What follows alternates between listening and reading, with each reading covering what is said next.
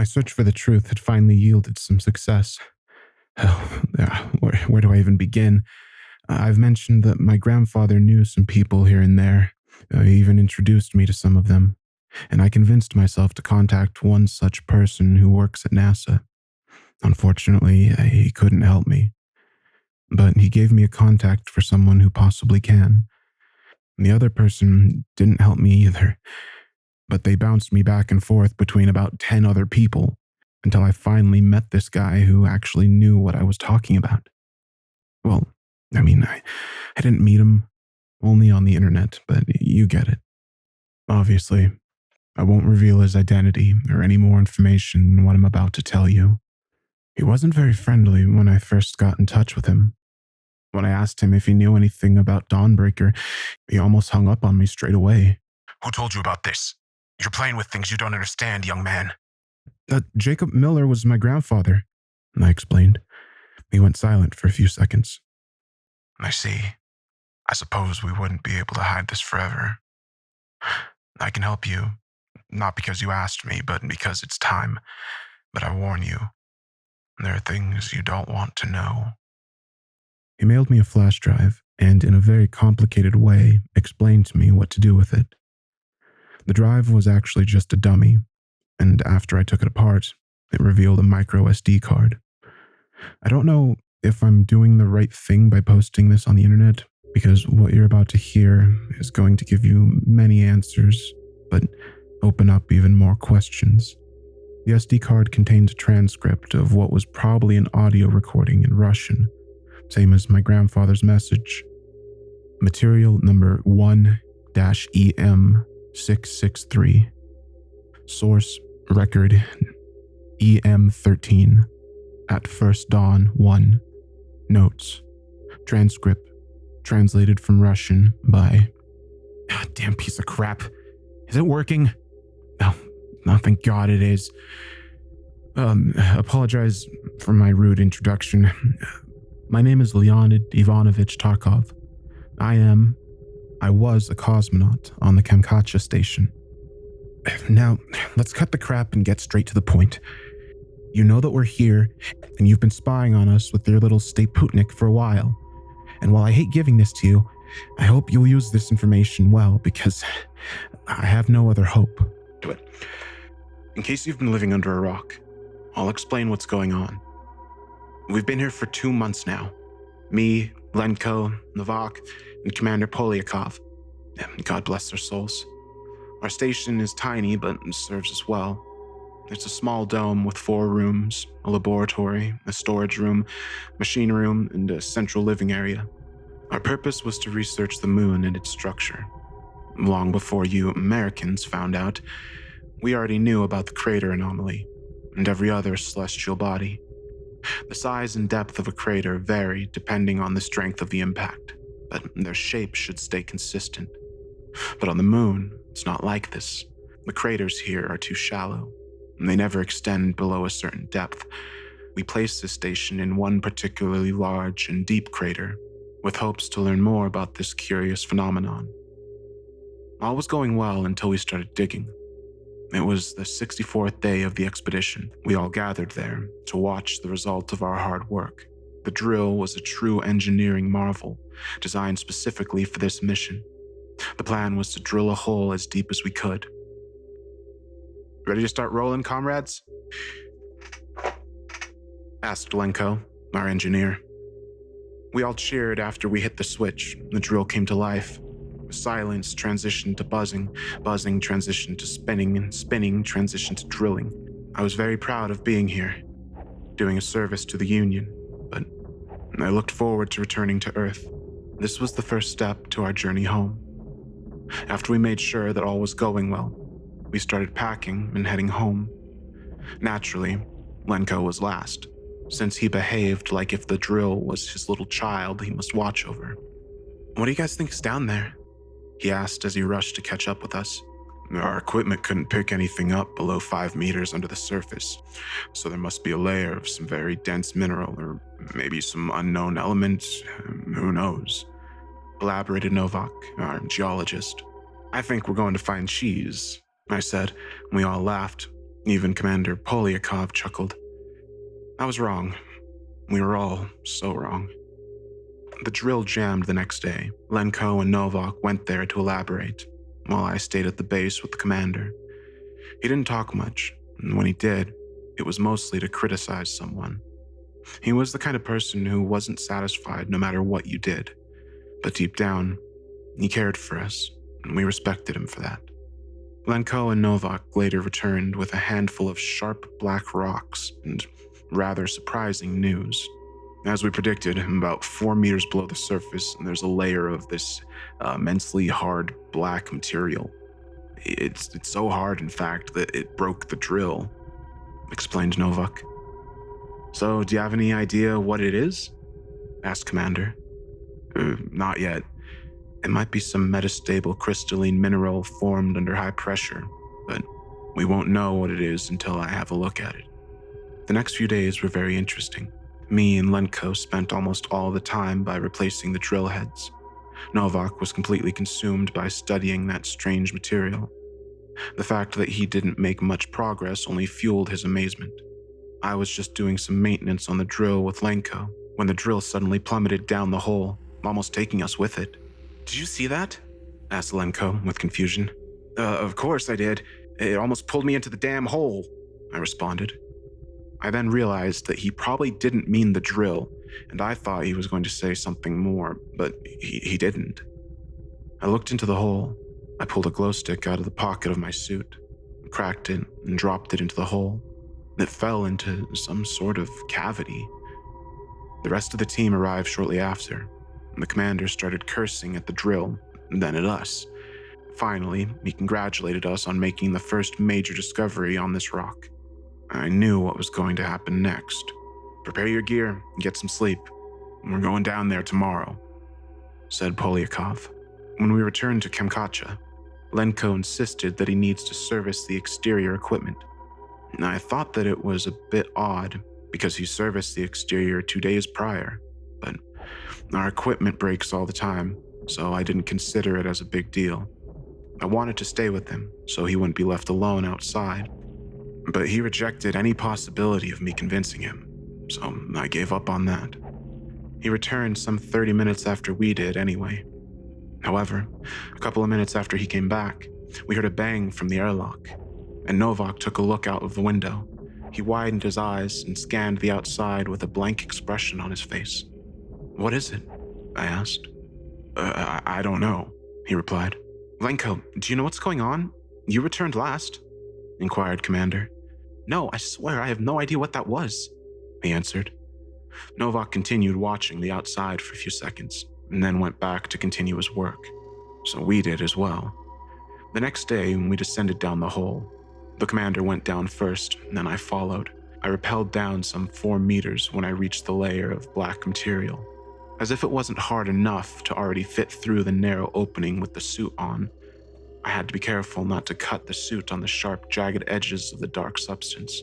I then got into a hollow section and descended some further 10 meters down until I hit solid ground. It was pitch black, but with my headlight on, I saw that we were in a sort of cavern or dome. The walls were out of sight, but the floor was the same material like the ceiling. The drill was down here. It had collapsed down the hole when the ceiling gave way. We wait for the rest of the team and then headed into the darkness. After a few minutes, we saw the wall. It was the same material as I expected. Do you have any idea what this is, Novak? Asked Commander.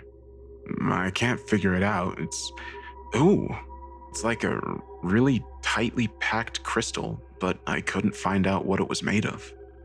It's completely inert. It doesn't melt, doesn't conduct heat very well, he explained in return. We followed the wall and circled the whole cavity until we came back to where we started. The walls, the ceiling, and the floor were just this completely smooth black material. We headed back to the opening. However, on our way back, we came across another opening in the ground. There was a ramp that went down, like a spiral, and after hesitating for a while, we walked down. We descended into another smaller cavity, where tunnels extended in 4 directions like crossroads.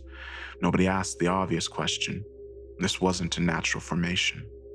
There was 4 of us and 4 tunnels. One might think we would split up and cover more ground, but again, we were soldiers, not a bunch of stupid school kids, so we stuck together. We walked for maybe 40 minutes, past several other intersections. The whole place seemed like a maze or a web of tunnels, and it would be really easy to get lost here. So each time we passed such intersection, we left a glow stick in the mouth of the tunnel we came from. The whole place was eerie, and the farther we went, the more uneasy I felt. Somewhere deep in my mind, I felt that we were not supposed to be here. We came to maybe the 10th or 11th intersection. We continued straight, but after a couple of steps, I noticed that Lenko wasn't by my side anymore. I turned back to see him looking into one of the side tunnels at the intersection. "Guys, stop," I spoke to the radio. "Lenko, what is it?" He turned to face us and said, I don't know. Guys, I don't feel well. We need to go back. Something's not right down here." What followed happened so fast, but it felt like watching a slow motion video. At one moment, he stood there, looking at us. But in the next, he was gone. Something pulled him into the tunnel. We ran back. I wanted to follow, but Commander pulled me back. "What are you doing? We can't leave him behind," I shouted. "He's gone. We need to get out, otherwise we'll all be dead," he said. He was right. This wasn't our world. Whatever took Lenko was still down here with us, and we needed to get out. Man, we ran back to where we came from. Running in such low gravity was really awkward, but at least it's a lot easier to stop and catch our breaths, even with our heavy suits on. However, when we reached the next intersection, we stopped nonetheless. The glow stick wasn't there.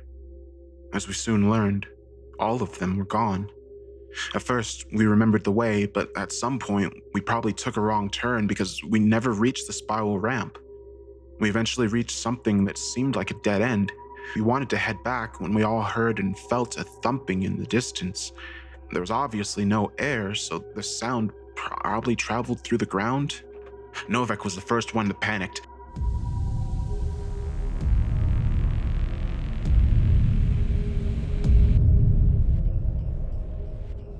Fuck. What now?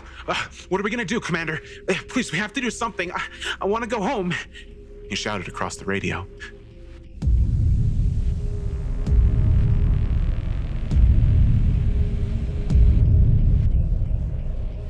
The pounding got louder, or perhaps closer, and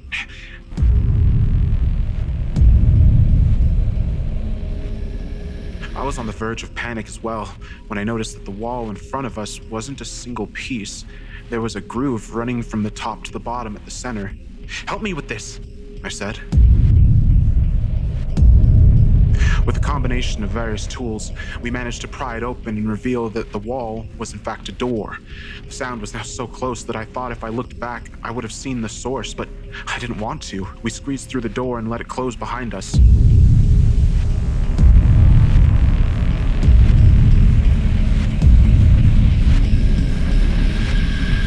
"Oh, fuck, that was close.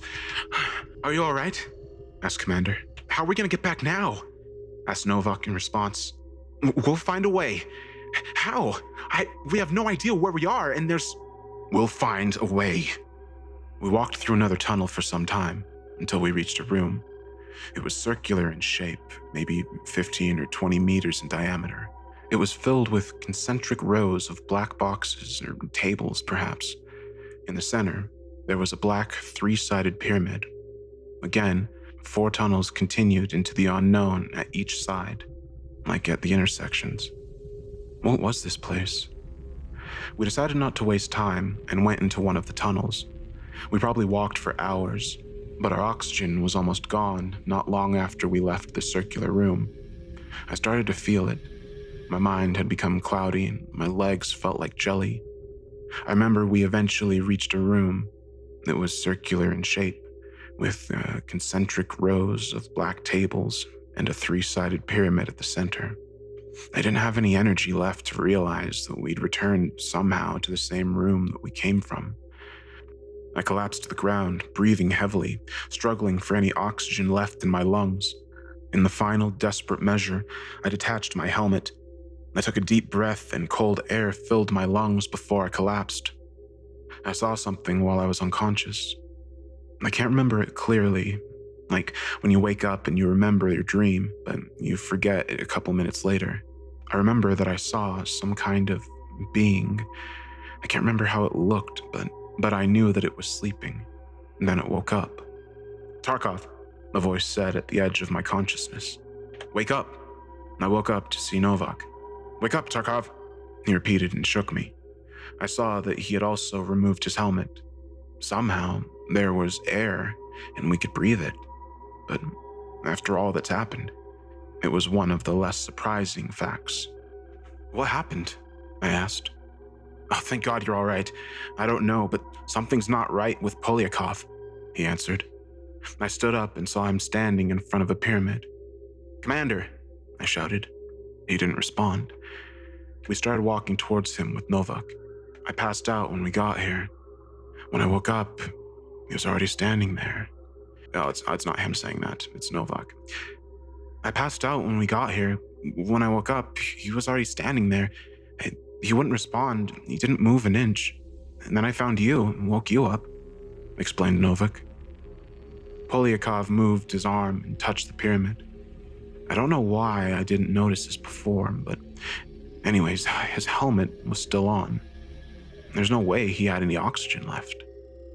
Suddenly, the surface of the pyramid went black. I mean, it was black even before, but now it was so black that I couldn't even see the surface anymore, only the outline.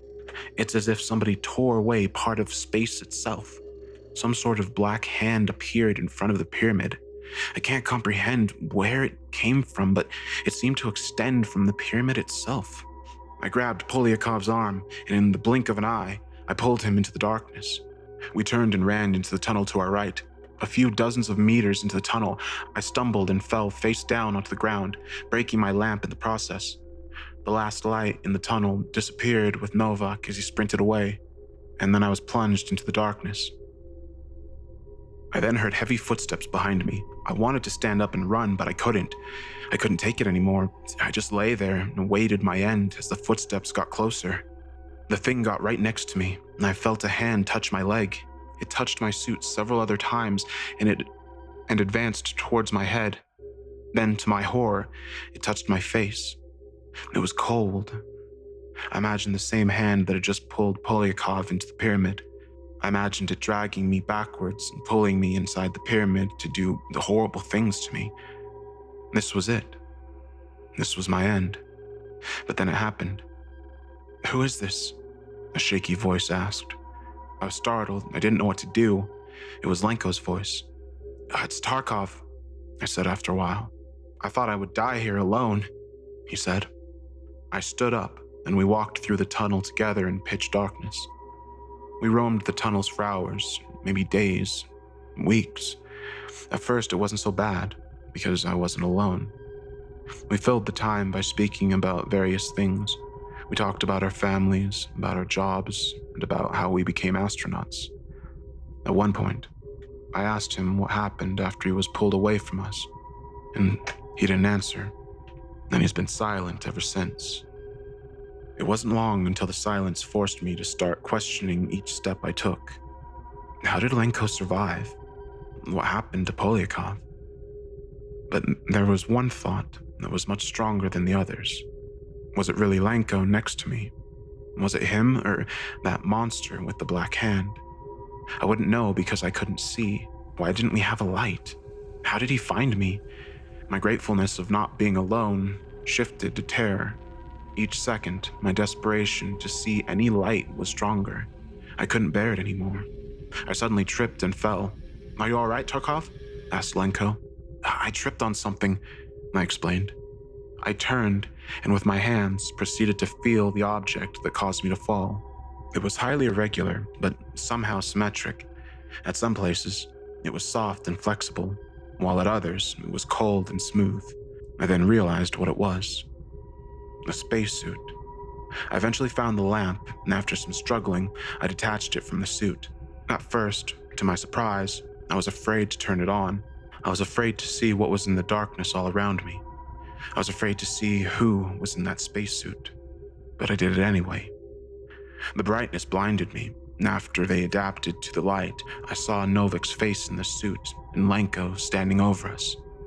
Our eyes met, and for a brief moment, I felt that his eyes were somehow unnatural. Something wasn't right about them. I was just on the verge of realizing what it was when the body beside me twitched and took a long, deep breath. "Novik, are you okay? How'd you get here?" I asked. He was very disoriented. "I don't remember. Is that, he said and looked at Lenko. He looked at me, and we both stood up. "I thought you guys were dead," he said. "So did we," I answered. I was delighted to finally see a human face, but it wasn't over. We still had to find a way out. "I ran as far as I could until I realized that you weren't following me. I wanted to head back for you, but I thought that you were gone, so I can't remember what happened next. My head hurts just from trying to think about it," explained Novik. After managing to get a closer look at him, I realized that he looked terrible. Sick, perhaps. His eyes were red, and he was completely pale. There was something wrong with him as well. After a few hours, we decided to stop and take a break. I finally drifted into sleep. This time, I didn't have any dreams. Just pitch darkness. I was woken up by something. It was Novik. He gestured me to stay quiet. I saw Lenko sleeping a few meters away. "Tarkov, listen," he whispered. "We need to go now. We need to get away from him." "What are you talking about? Are you crazy?" I whispered back. "Tarkov, do you remember the banging back at the station?" he asked. "When I looked out the window, I saw something, but at that point, I thought that it was my mind playing tricks on me, so I stayed quiet," he explained. "In the far distance, I saw a figure standing with its back turned to us. It was walking away, but it stopped when I focused my eyes on it. It turned around and looked at me. It was him. It was Lenko." I took a minute to process all of this. I then nodded and silently stood up. We proceeded to carefully walk away. Something was wrong with this place, something I can't explain. People disappeared, people appeared. If what Novak was saying was true, was the person behind us Lenko? If not, what was it? Was Novak telling the truth? Was it really Novak or something else? I couldn't trust anyone. I didn't even trust myself. It all felt so unreal, but so real at the same time. I had so many questions I didn't want answers to. I felt like I would break at this point. I felt as if the walls of the tunnel were collapsing on me, getting tighter and tighter each second. I wanted so desperately to get out. I wanted to go home, but I was so far away from home. And then I heard a voice behind me. "Are you my friend, Tarkov?" asked Lenko. I turned to see him standing right behind Novak, who was just behind me. I didn't know what to do. Of course I'm your friend," I responded. "Good," he said. I looked in his eyes and realized what was wrong with them. They were pitch black. "What are you?" I shouted. "We are everything," he said in an unsettling, unnatural voice. He then opened his mouth in an impossible way and clamped around Novik's neck, engulfing his head in his throat. Novik screamed in agony, but his screams were muffled by the thing's flesh. I turned to run and hear ear-piercing roars and screeches behind me. I was too afraid to look back, but I felt like it was getting closer. I ran through the tunnels for a while until I reached the intersection. In the center, there was a spiral ramp. My heart dropped. This could be where we came down from. It had to be. I ascended the ramp, but the higher I got, the harder it was for me to breathe. I put my helmet back on and reached a big room in the ceiling. There was a small ray of sunlight coming through the hole. I climbed out. I was finally out, but I didn't have time to celebrate. I was out of oxygen. What was left was only the air that had become trapped in my suit as I reattached my helmet. My reserves were completely out. I went to walk to the base when I froze and dropped to my knees. The base was gone, like it was never there. Both of our landers were there, but the base itself was gone. I crawled into one of the landers. I almost suffocated on the way, but I made it. To whoever receives this, I'm presumably the last survivor of the Kamchatka expedition. I'm sending out this transmission in case I don't make it. I think that whatever is down there was asleep for a long time, but we woke it up. The engine is warming up now, but I'm afraid I'm out of time. I can see him outside. He's getting closer. God help me. Whenever you look outside at the night sky, remember that sometimes the most mysterious and terrifying things are hidden in plain sight.